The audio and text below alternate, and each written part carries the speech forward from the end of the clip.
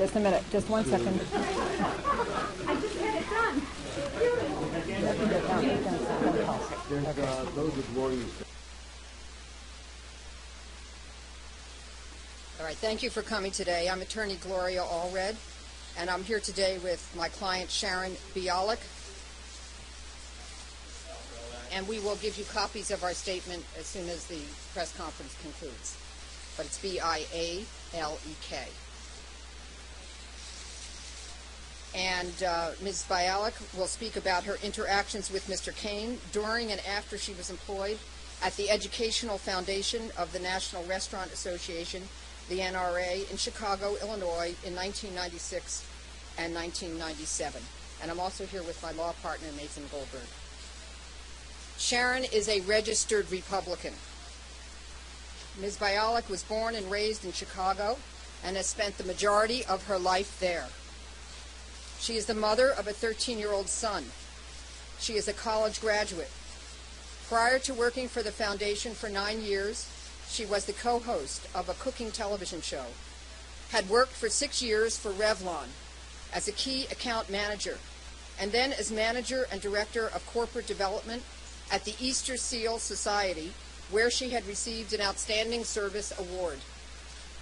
Subsequent to her work at the foundation, her jobs have included 5 years at WGN Radio in marketing and 2.5 years at CBS Radio as managing director of non-traditional revenue. For the past 2 years, she has been a full-time homemaker and single mom. In 1996, Ms. Bialek was recruited by a former Easter Seal colleague who was then working at the National Education Foundation to work for the National Restaurant Association Educational Foundation. She was hired for the position of Manager, Industry Relations, as reflected on her business card, which I have. Part of her job was to work on a new initiative called the, quote, Hospitality Business Alliance, end quote, which was implemented to raise funds to provide scholarships to worthy high school students who wish to continue their education in the restaurant industry. She was employed at the foundation from the end of 2006 until mid-2007, at which point she was let go. They told her, among other things, that she had not raised enough money. This made no sense to her, as she had raised more in the short time that she was there than had been raised in prior years. However, the foundation, like most employers, had at-will employment policies, which meant that they could let her go for any reason, so long as the reason was not illegal. Therefore, she had no legal recourse, although she felt that it was unfair. During the time that she worked at the Educational Foundation, she had met Mr. Cain. On at least 3 occasions, during the NRA convention, Mr. Cain was seated next to her during dinners and a lunch where Mr. Cain was the keynote speaker. She had spent a substantial amount of time speaking with him there at the NRA convention, which took place about a month before she was terminated.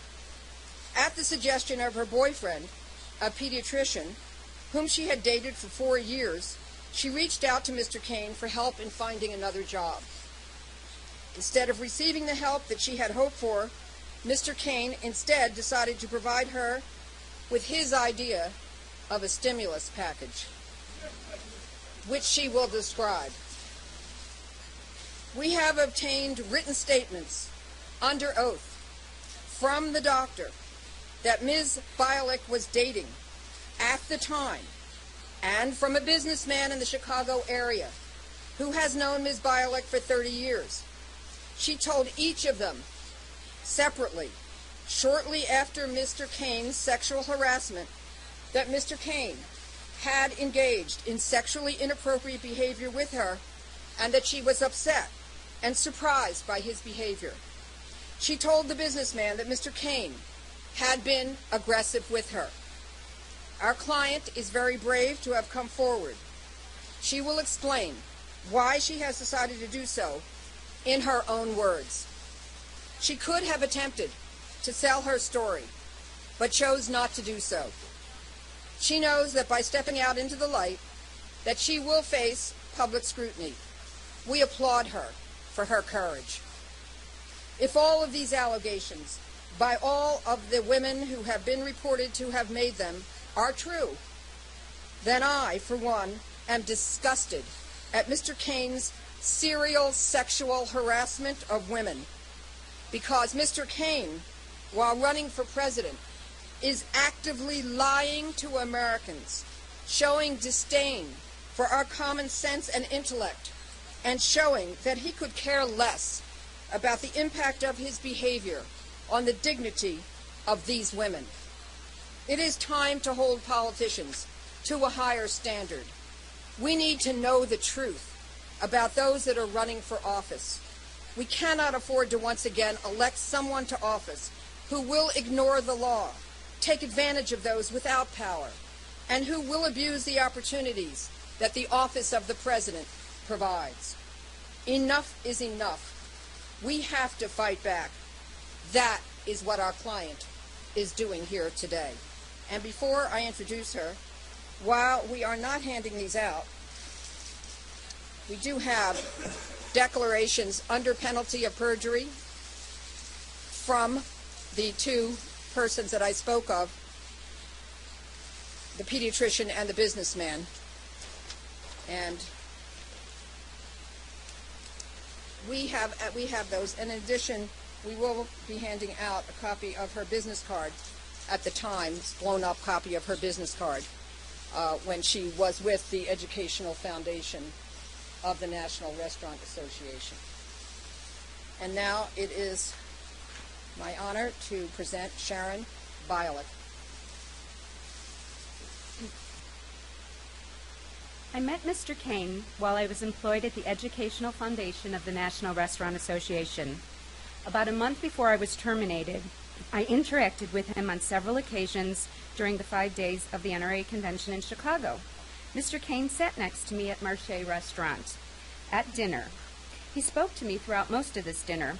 During the convention, there was also a luncheon at which high school students that had performed well in the industry were honored. Mr. Cain sat next to me at that luncheon and spoke to me extensively. Mr. Cain was the keynote speaker at the luncheon. He was incredibly inspirational. When he sat down, I said to him, "When are you running for president?" The final night of the conference, Mr. Cain sat at a table with me and my boyfriend. He was warm and attentive to both of us, and he invited us to join him at an after-party in a suite at the hotel, which we did. I felt very honored to be included in this select gathering. About a month later, I was let go by the foundation. I was devastated. I loved the job and the industry, and in the short time that I had been there, I felt that we were really doing well in terms of fundraising. My boyfriend suggested that I should reach out to Mr. Cain to see if he might be able to help me find another job with the foundation or in some other capacity. He said, "Herman seems to think highly of you. Why don't you contact him and see if you can ask him for some help?" I did. I called Mr. Cain's office and left a message for Mr. Cain. He called me back.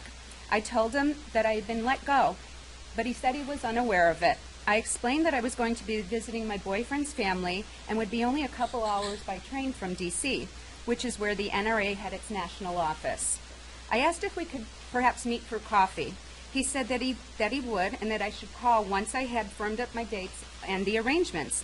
My boyfriend, since I was unemployed, booked a room for me at the Capitol Hilton, and I called Mr. Cain to let him know my arrival date and that I would be staying at the Capitol Hilton. I asked him, "Well, where do you want to meet?" Well, he suggested the lobby bar. This was in mid-July 1997. I then took the train to Washington, D.C. When I checked into the room, I was shocked. I had a palatial suite, and I said to the bellman, "There's got to be some mistake," but he insisted that there was no mistake. I later found out that Mr. Cain had arranged for the suite, though at the time I thought maybe my boyfriend had tried to surprise me. I met Mr. Cain in the lobby of the bar at the Capitol Hilton at around 6:30 p.m. We had drinks at the hotel, and he asked how I liked my room, which is kind of normal, and I said I was very surprised. I said, "I can't believe it. I've got this great suite. It's gorgeous." Mr. Cain kind of smirked and then said, "I upgraded you." He then took me to an Italian restaurant where we had dinner. During dinner, Mr. Cain looked at me and said, "Why are you here?" I said, "Actually, Herman, my boyfriend, whom you met, suggested that I meet with you, and because he thought you could help me because I really need a job. I was wondering if there's anything available at the state association level, or perhaps if you could speak to someone at the foundation to try to get my job back, perhaps even in a different department." He said, "I'll look into that."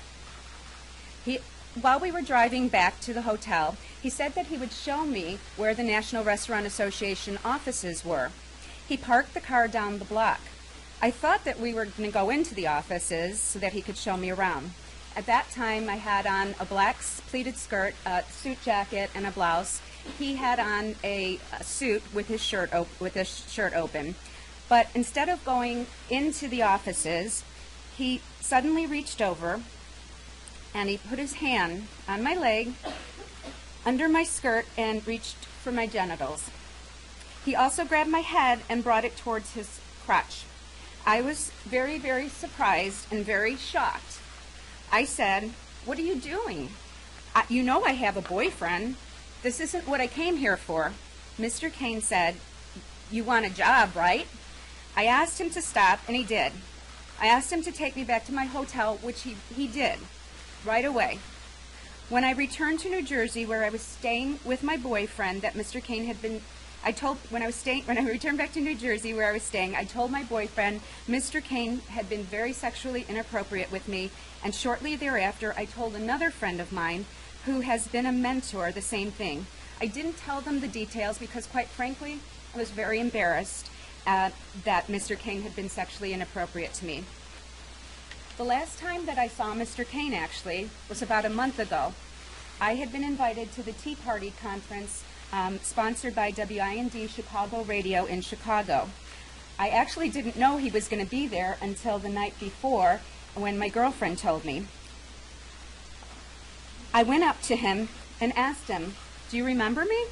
I guess I wanted to see if he was going to be man enough to own up to what he had done some 14 years ago.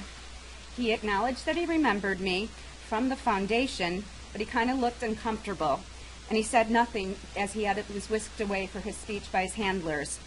During his speech, he had that same infectious presence that we have come to know, and command as he did when I heard him speak for the first time 14 years ago at the NRA. But as I sat there in the audience, I kept wondering to myself, has he done to other women what he had done to me, and whether anyone was going to speak up about it? I really hoped for his sake that, and his candidacy, that mine was an isolated incident, and that he had not exhibited those behaviors with other women. I didn't file a complaint against Mr. Cain as some of the other women did, because I wasn't employed by the foundation when this occurred. But now, I'm coming forward to give a face and a voice to those women who cannot, or for whatever reasons do not wish to come forward, and on behalf of all women who are sexually harassed in the workplace but do not come out of fear of retaliation or in public humiliation. I really didn't want to be here today, and wouldn't have been here if it had not been for the 3 other women who have alleged sexual harassment against Mr. Cain. I want you, Mr. Cain, to come clean. Just admit what you did. Admit you were inappropriate to people. America is in and then move forward. America is in a horrible turmoil, as we all know. We need a leader who can set an example which exemplifies the standards of a good person and moral character. Mr. Cain, I implore you, make this right so that you and the country can move forward and focus on the real issues at hand. Thank you.